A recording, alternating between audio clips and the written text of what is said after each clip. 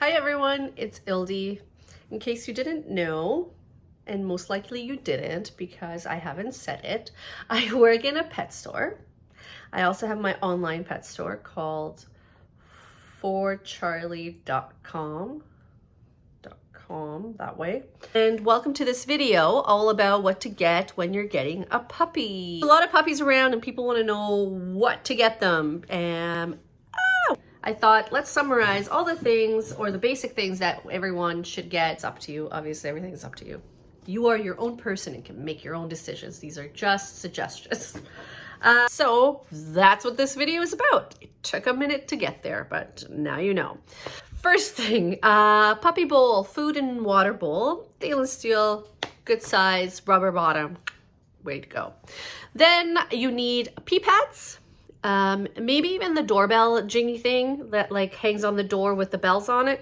And the puppy, if you train your puppy to notify you when they want to go outside, that's possible. But pee pads are very important. A lot of people forget poo bags and poo bag holders. I can do a whole video on just poo bag holders. I tells ya, there are so many different kinds and some are more durable than others. But anyways, poo bag holders. A crate or an enclosure. So some people do crate training and some do like the wire enclosure, whatever you decide. Either way, you have to get it. And a liner for the crate if you do end up getting a crate.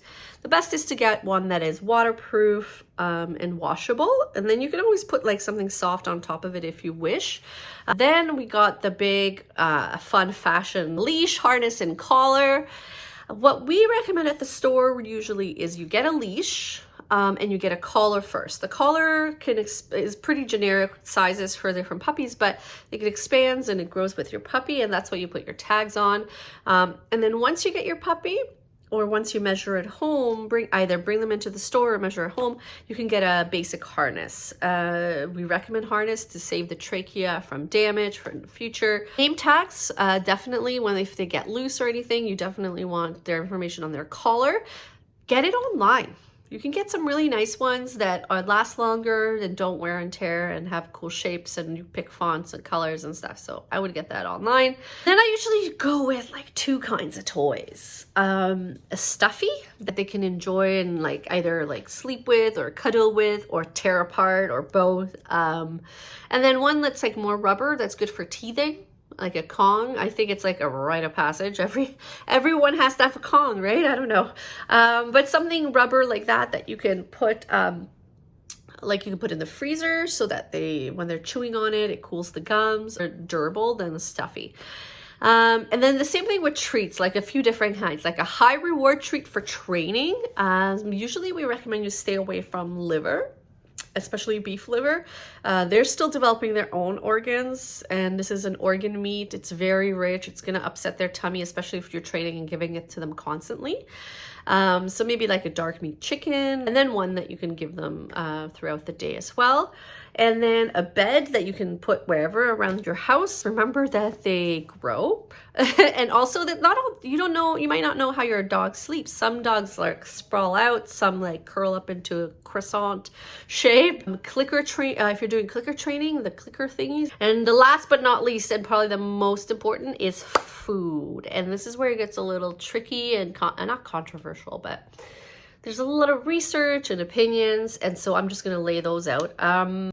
Main thing is to know what kind of food your breeder and the rescue or the shelter has been giving your dog, because you want to transition them over time so you don't upset the tummy. Okay, so you want to have a little bit left and then add the new food, 20%, 50%, like over time, like for over a few days.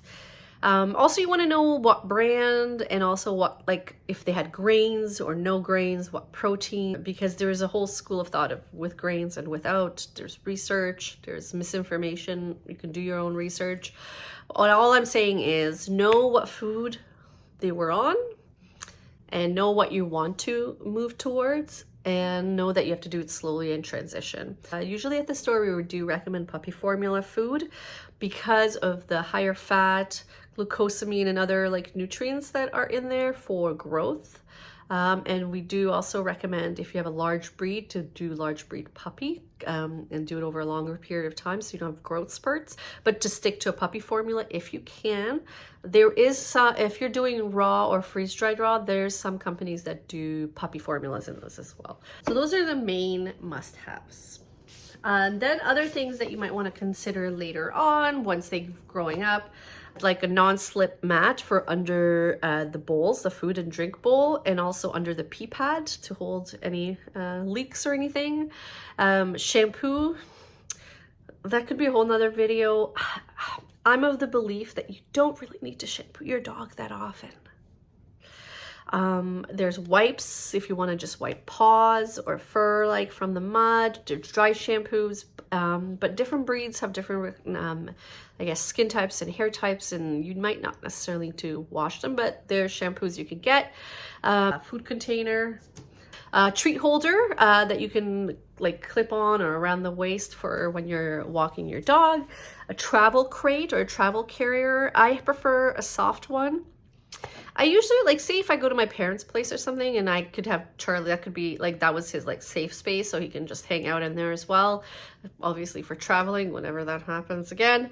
And with that also the back seat cover for the car, if you have a car.